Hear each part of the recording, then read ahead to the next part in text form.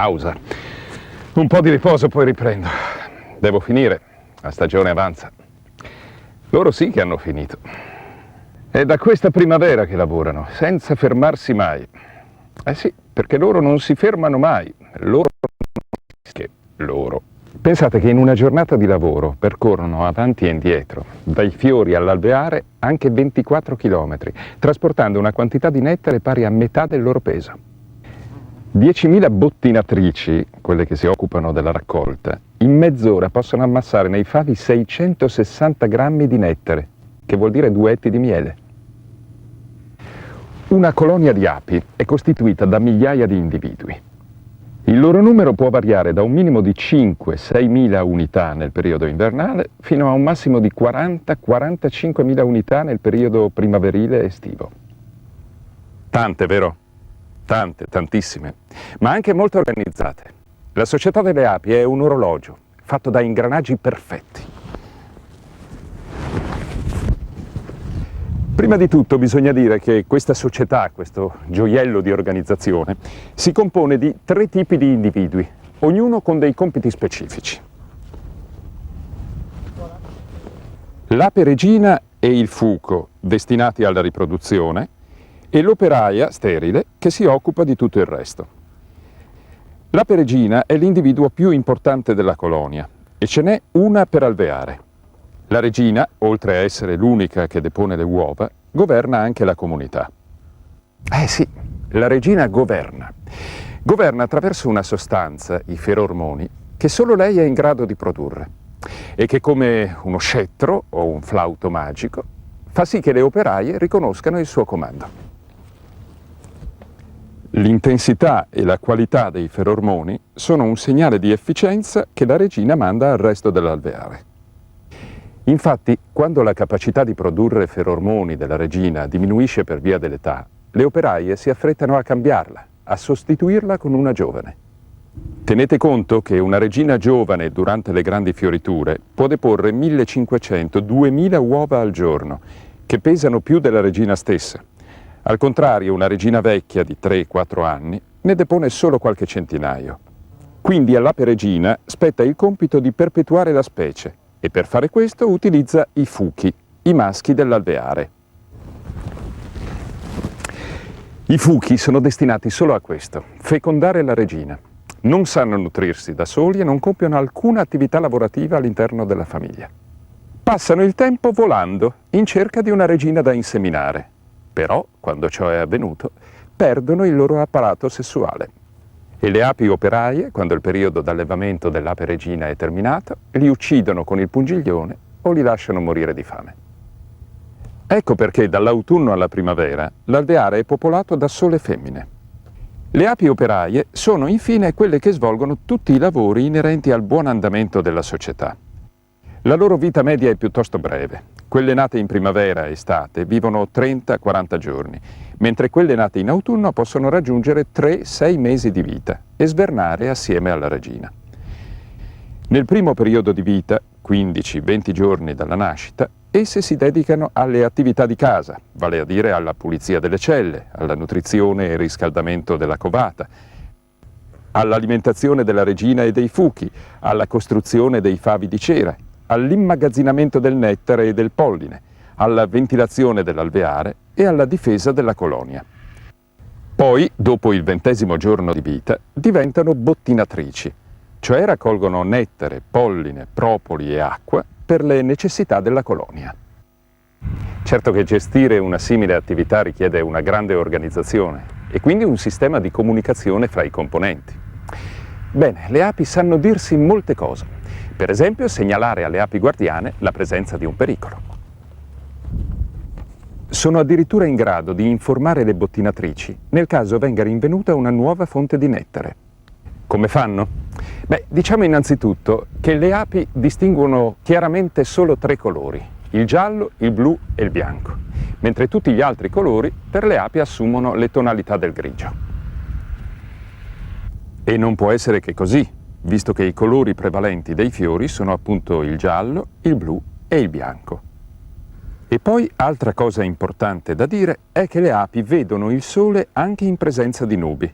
grazie alla percezione che hanno degli ultravioletti. Dunque, per comunicare alle compagne la presenza di una fonte nettarifera, l'ape bottinatrice, di ritorno all'alveare, compie una danza che è diversa a seconda della distanza da questa fonte all'alveare. Nel corso della danza, che avviene all'interno dell'alveare e quindi al buio, le api a un certo punto, scodinzolando rapidamente in modo inversamente proporzionale alla distanza tra alveare e fonte nettarifera, percorrono una linea retta, il cui angolo rispetto al sole e alla porticina dell'alveare indica la direzione che le compagne devono seguire per trovare la fonte nettarifera. Durante la danza, le bottinatrici distribuiscono alle compagne alcune goccioline del nettare raccolto e si fanno toccare con le antenne per diffondere alle compagne il profumo del fiore visitato e del nettare raccolto, fornendo quindi ulteriori informazioni per la ricerca della fonte nettarifera. E maggiore è la vivacità della danza, maggiore è il numero di bottinatrici che partono alla ricerca della fonte nettarifera. Il momento più affascinante per chi ama la natura e i misteriosi processi millenari che la governano è quello della sciamatura. Momento ricco di fascino e di mistero, i cui meccanismi sono ancora poco chiari. Nel periodo primaverile, le api di casa si prodigano ad alimentare, con abbondanti quantità di pappa reale e della migliore qualità, alcune larve di 1 o 2 giorni di vita, destinate a diventare regine. Per 6 giorni, ogni larva reale viene nutrita dalle 1200 alle 1600 volte, contro le sole 140 volte riservate alle larve di operaie. Alcuni giorni prima dello sfarfallamento della nuova regina, la famiglia manifesta segni di instabilità. Alcune api bottinatrici si trasformano in esploratrici per individuare una nuova e confortevole dimora dove mettere su casa. Nel frattempo le operaie smettono di alimentare la regina, che perdendo circa 1/3 del suo peso diventa atta a volare e all'improvviso, nelle ore più calde della giornata, abbandona l'alveare con un seguito di diverse migliaia di api operaie e qualche centinaio di fuchi. Come primo approdo si posiziona solitamente su un ramo di albero, prima di collocarsi nella nuova dimora che le bottinatrici hanno individuato. Questo per noi apicoltori è il momento di agire, per catturare senza fatica l'intero sciame. Ma l'ape non è solo il meraviglioso insetto che tutti conosciamo e che produce miele, polline, propoli, pappa reale, cera e veleno, tanto utili per il nostro benessere. È molto di più. È l'insetto principe che impollina i fiori di diverse migliaia di specie erbacee ed arboree. Questo ruolo di primo attore lo ha acquistato in questi ultimi decenni, da quando l'uomo, impiegando i pesticidi e riducendo i prati, ha ridotto le popolazioni degli insetti impollinatori delle nostre campagne, come i bombi. Senza le api, i peri, i meli, i ciliegi, gli albicocchi produrrebbero poca frutta. E un'infinità di altre piante darebbero produzioni scadenti o rischierebbero di scomparire. È un servizio gratuito delle api a tutti gli esseri viventi. In termini economici, il beneficio all'agricoltura vale almeno 100 volte quello dell'apiario e dei suoi prodotti.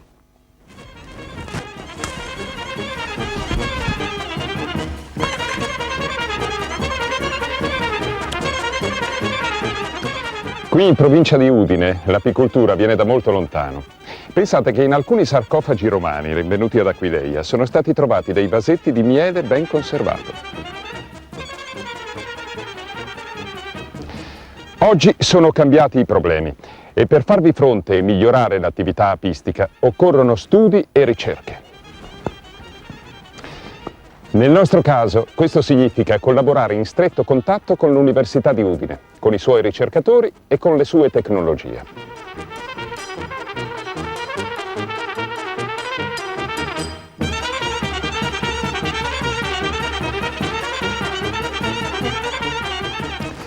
Geograficamente la provincia riunisce nello spazio di un centinaio di chilometri paesaggi e ambienti molto diversificati,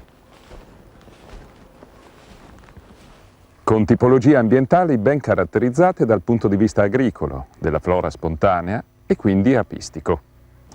E questo, per noi apicoltori, è un vero paradiso.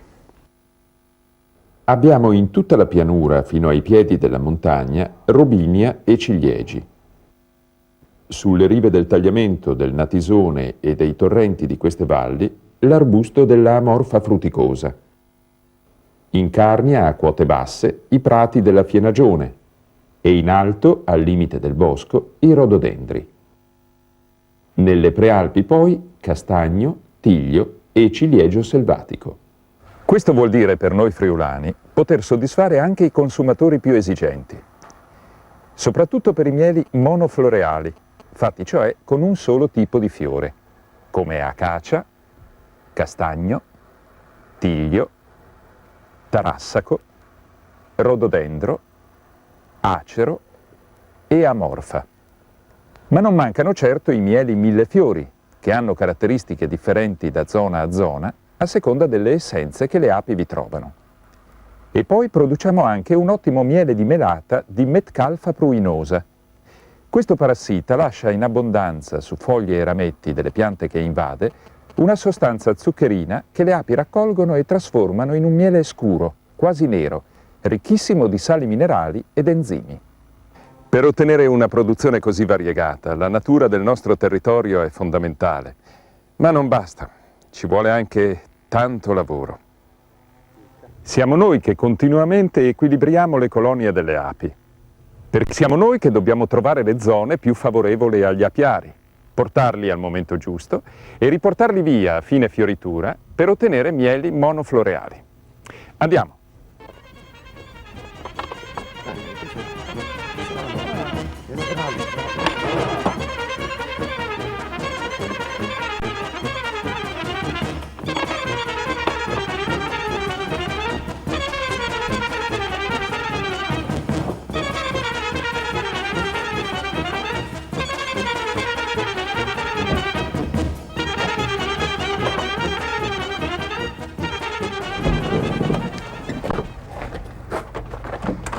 Poi c'è tutto il resto, dalla smelatura all'invasettamento. C'è un sacco di lavoro da fare in primavera e in estate, però è anche una grande soddisfazione, se il clima è favorevole. Quando vai a riprendere le cassette con i favi pieni di miele, allora sì che si dimentica la fatica, le punture e il sudore chiuso in quello scafandro per tutta l'estate. E così incomincia l'ultima fatica, in laboratorio, a smelare per poi mettere il miele nei maturatori.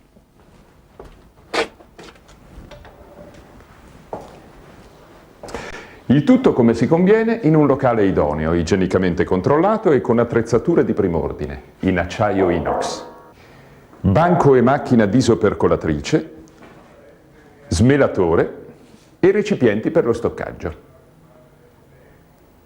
Dopo alcune settimane il miele, illimpidito grazie alla separazione spontanea delle particelle di cera contenute in sospensione, è pronto per essere invasettato in contenitori rigorosamente in vetro. Ed eccolo qui, il miele, alimento naturale per eccellenza, che insieme agli altri prodotti dell'alveare, polline, propoli e papa reale, ci dà una mano a combattere quelle che vengono definite malattie della civilizzazione. L'assunzione costante, giornaliera di miele integro, cioè non riscaldato, anche se in forma solida, cristallizzata, concorre al mantenimento dello stato di benessere del nostro organismo.